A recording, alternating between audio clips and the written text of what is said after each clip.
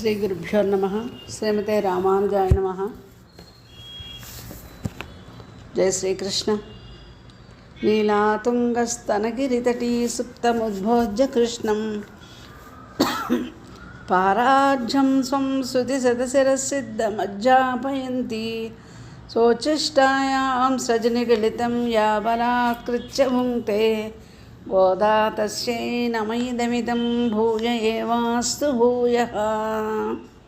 ప్రియ భగవద్బంధువులారా, ధనుర్మాసం వ్రతంలో గోదామ్మవారి 25వ పాసురాన్ని అనుగ్రహించారు. ఈరోజు 25వ దినము ధనుర్మాస వ్రతంలో నిన్నటి పాసురంలో స్వామివారి యొక్క పాదాలకి మంగళాశాసనం చేసి గోపికలందరూ కూడా స్వామి యొక్క వైభవాన్ని, అంటే స్వామి యొక్క జనన వృత్తాంతాన్ని ఇక్కడ గుర్తు చేసుకుంటూ ఉన్నారు 25వ పాసురంలో. నిన్న స్వామి కృపచే చూడు, మమ్మల్ని పరా అనే వాద్యం కోసం వచ్చాము, నీవే రావాల్సి మమ్మల్ని రక్షించాల్సి ఉండగా నీవు రాలేదు, మేము వచ్చాము, మేము మా స్వరూపమును మరిచి నీ కొరకు బయలుదేరి వచ్చినను నీవు నీ స్వరూపమును మరిచి మాకెదురుగా రాకుండా ఉన్నావా అని అంటూ ఆయన పాదాలు చూసి మంగళాసనం చేశారు. మా భక్తి కానీ మా పరమభక్తి కానీ నిన్ను పొందుటకు సాధనాలు కావు, నీ అనుగ్రహమే సాధనం. అంటే భగవంతుని యొక్క కటాక్షం ఉంటేనే ఫలసిద్ధి అనేది జరుగుతుంది అని, నీ దయయే సాధనము అని ఆనాడు నీవే వచ్చి అందరినీ పొందడానికి వామనుడిగా పాదాలతో కొలిచావు కదా అని ఇలాగ ఆనాడు స్వామి చేసినటువంటి వైభవాన్నంతటినీ కూడా కీర్తించారు నిన్న. ఇప్పుడు నీ అనుగ్రహమే సాధనమని మేము వచ్చాము, నువ్వు మాకు పరా అనే వాద్యం ఇస్తా అన్నావు కదా, ఇవ్వవలసిందిగా ఈ పాసురంలో కూడా మంగళాశాసనం చేస్తూ ఉంటే కృష్ణ పరమాత్మకి వీళ్ళని చూసి చాలా ఆశ్చర్యం కలిగింది. వారి ప్రేమకి, వారి వాగ్వైభవానికి, వారు స్తుతించే విధానికి, ఓ గోపికలారా, మీకు జన్మసిద్ధంగా మా ఎందుగల ప్రీతిచే మంగళం ఆకాంక్షిస్తున్నారు, సంతోషమే. కానీ రాత్రివేళ మంచులో ఈ మార్గళి వ్రతం అనే పేరుతో శ్రమపడి ఎందుకు వచ్చారు? చాలా శ్రమపడ్డారు కదా. కేవలము మంగళాశాసన ఆకాంక్ష చెప్తున్నారు ఇప్పుడు, అంటే నన్ను చూసి నాకు మంగళాశాసనం చేయడమే మీ అభిప్రాయంగా ఇప్పుడు చెప్తున్నారు. మీరు ఏదో ప్రయోజనాన్ని ఆశించి వచ్చారు, ఆ ప్రయోజనం ఏంటో చెప్పమని దాన్ని నెరవేరుస్తామని అడిగారు. గోపికలు అంటున్నారు, నీ గుణకీర్తనము చేస్తూ రావటం చేత మాకు మంచు రాత్రి మొదలైన క్లేశాలు ఏమీ తెలియలేదు. మాకు ప్రధాన ప్రయోజనం ఏంటంటే నీ దర్శన భాగ్యం, నీకు మంగళం పాడటమే. లోకుల కోసమని ఈ వ్రతము చేస్తున్నాం మేము. ఈ వ్రతానికి సాధనమైన పర అనేటువంటిది మాకు నీవు ఇవ్వాలి అని చెప్తూ శ్రీకృష్ణావతార రహస్యం మాకు తెలిసినని ఆ కృష్ణావతార రహస్యాన్ని ఇక్కడ మనకు ప్రతిపాదిస్తున్నారు 25వ పాసురం ఈనాటి పాసురంలో. ఎందుకంటే ప్రకృతి మండలంలో ఉండి కూడా సమస్త కళ్యాణ పరిపూర్ణుడు ఆయన పరమాత్మను అనుభవించడం విభవావతారములందును అక్షామూర్తి ఎందు కూడా సాధ్యమవుతుంది. భగవద్ అనుగ్రహ పాత్రులకు వారికి అవతార రహస్యం తెలియట చేత ఇక్కడ అనిష్ట నివృత్తి, అంటే అనిష్టం ఉంటే భగవంతుడి పట్ల అది తొలగిపోతుంది, ఇష్టప్రాప్తి కూడా కలుగుతుంది. అంచేత భగవద్ అవతార రహస్యము తెలియని వాళ్ళే భగవంతుడి వైభవము తెలియక, భగవంతుని గుణములు తెలియక, భగవంతుని యొక్క వైభవము తెలియక ద్వేషిస్తూ ఉంటారు, నశిస్తూ ఉంటారు. ఉదాసీనులు అంటే తటస్థంగా ఉండేవాళ్ళు వాళ్ళు చేసిన కర్మ ప్రవాహంలో కొట్టుకుని పోతూ ఉంటారు. అందుచేత భగవంతుని యొక్క దివ్యమైన జన్మ రహస్యం వీళ్ళకి తెలుసు కాబట్టి ఆయన ఎటువంటి వారు, అజాయమానో బహుదా విజాయితే, జన్మించడం అనేదే లేదు, ఆయనకు పుట్టుక లేదు, కానీ అనేక రకాలుగా జన్మిస్తూ ఉంటారు. ఆయన భగవద్గీతలో చెప్తారు కదా, జన్మ కర్మచ మే దివ్యం ఏవం యో వేత్తి తత్వతః. దివ్యమగు నా జన్మను కర్మను వాస్తవంగా ఎవరు తెలుసుకుంటారో వారు నన్ను దర్శించి ఈ శరీరమును వీడి వేరొక జన్మమును అందకుండా నాతోనే ఉంటారు అని చెప్పినట్లుగానే భగవంతుడే సాక్షాత్తుగా చెప్పారు ఆయన యొక్క జన్మ రహస్యం గురించి. ఈ పాసురంలో అటువంటి వైభవాన్ని, స్వామి యొక్క ఆ జన్మ వైభవాన్ని తెలియజేస్తూ ఉన్నారన్నమాట. ఆయన వైకుంఠంలో ఉంటే భక్తులందరికీ దుర్లభుడవుతాడని, సులభంగా తనను ఇష్టపడే వాళ్ళ కోసమని నందవ్రజంలో ఆయన గోపికలకు సాక్షాత్కరించారు. అలాగే అర్చారూపంలో మనకు కూడా గోచరిస్తాడని గోదాదేవి తన భావన చేత ఈ విషయాన్ని సాధించి నిరూపించింది. మంత్రార్థ మననం చేయడం వలన మన రూపంలో, మన హృదయంలో కూడా భగవత్ సాక్షాత్కారం జరుగుతుందని మనకి గోదామ్మ ఓ తిరుప్పావై ద్వారా ఇచ్చేటువంటి సందేశము.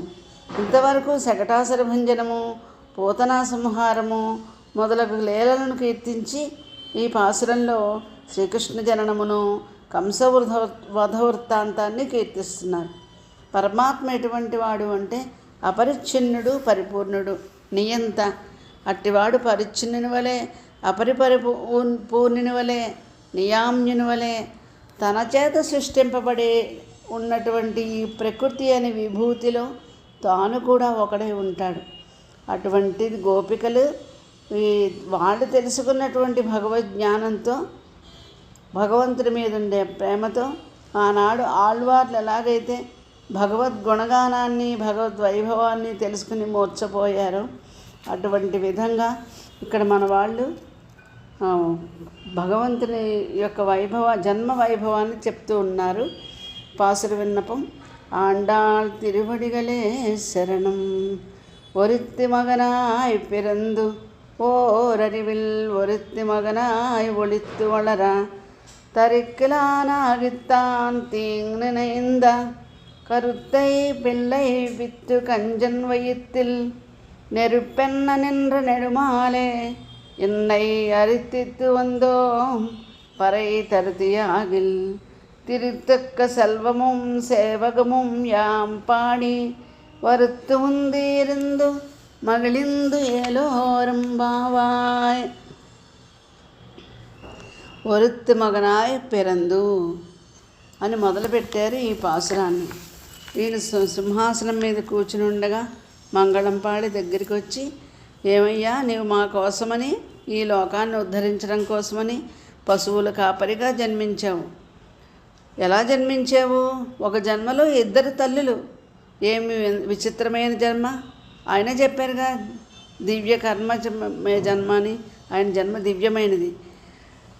మనం భగవంతుని పొందడానికి కర్మము, జ్ఞానము, భక్తి అక్కర్లేదు. మన కోసమని దిగి వచ్చిన కృష్ణావతార రహస్యాన్ని తెలుసుకుంటే చాలు. కృష్ణుడు ఎక్కడ జన్మించాడు? చెరసాలలో జన్మించాడు దేవకీదేవికి. ఎలా జన్మించాడంటే చతుర్భుజాలతో, శంఖచక్రాలతో. ఎక్కడైనా ఏ స్త్రీకైనా ఇటువంటి బిడ్డడు జన్మిస్తాడా? కానీ బ్రహ్మాది దేవతలు చెరసాలలోకి వచ్చి స్తుతించే విధంగా సాక్షాత్ పరమ జగత్కారణభూతుడు. ఎవరితను?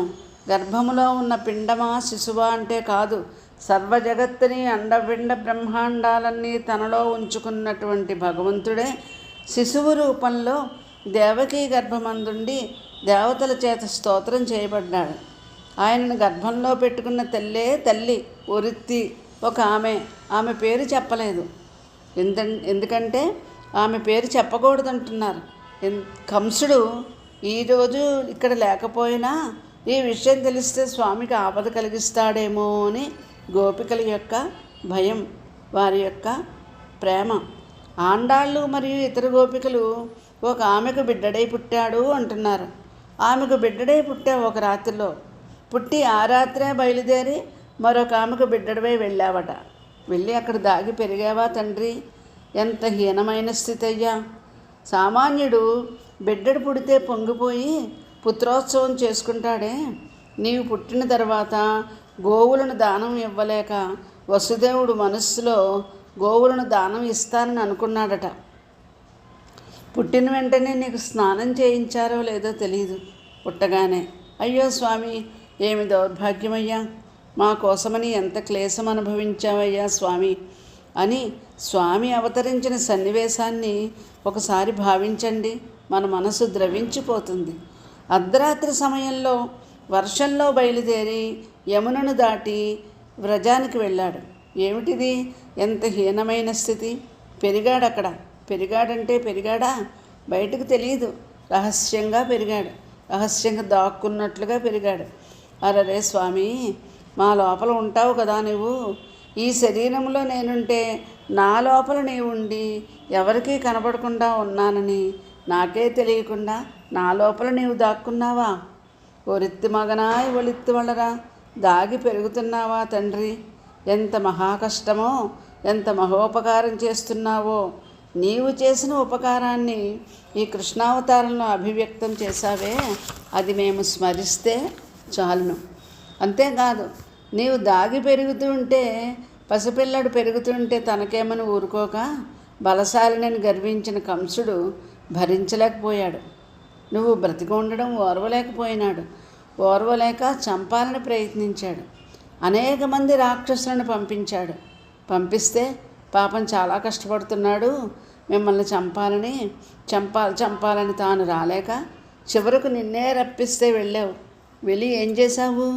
అతను ఏ భావాన్ని భావిస్తున్నాడో ఆ భావాన్ని అతని యందే ప్రయోగించి చంపివేశావు.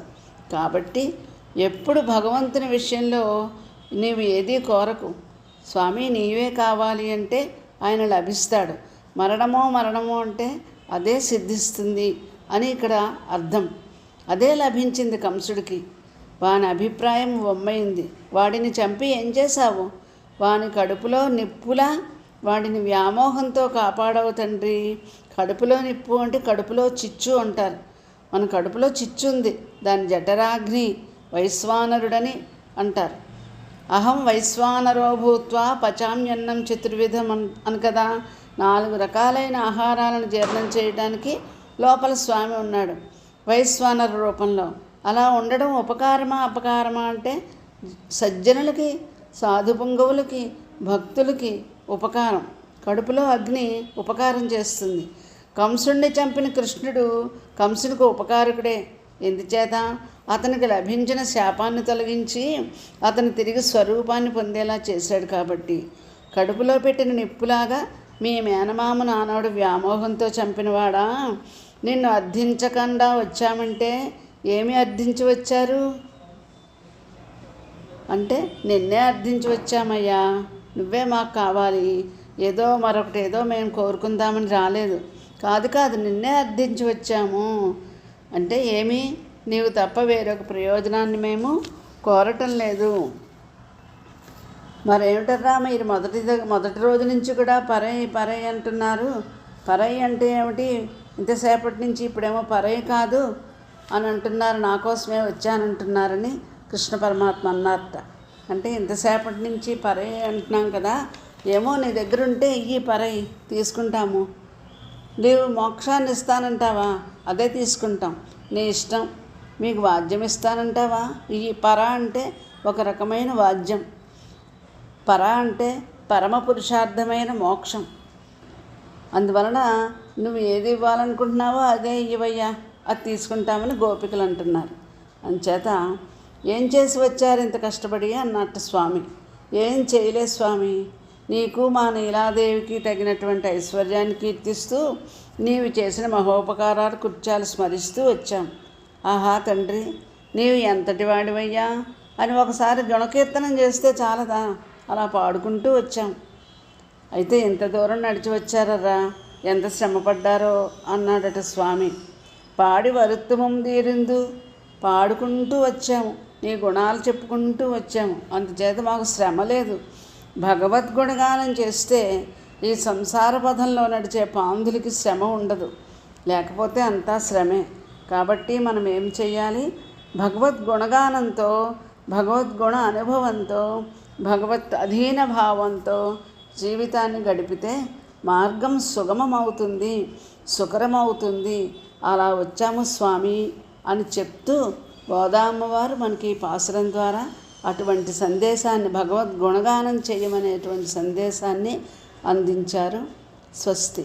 స్వోచ్చిష్టమాలికాబంధ గంధబంధుర జిష్ణవే విష్ణుచిత్తతనూజాయై గోదాయై నిత్యమంగళం.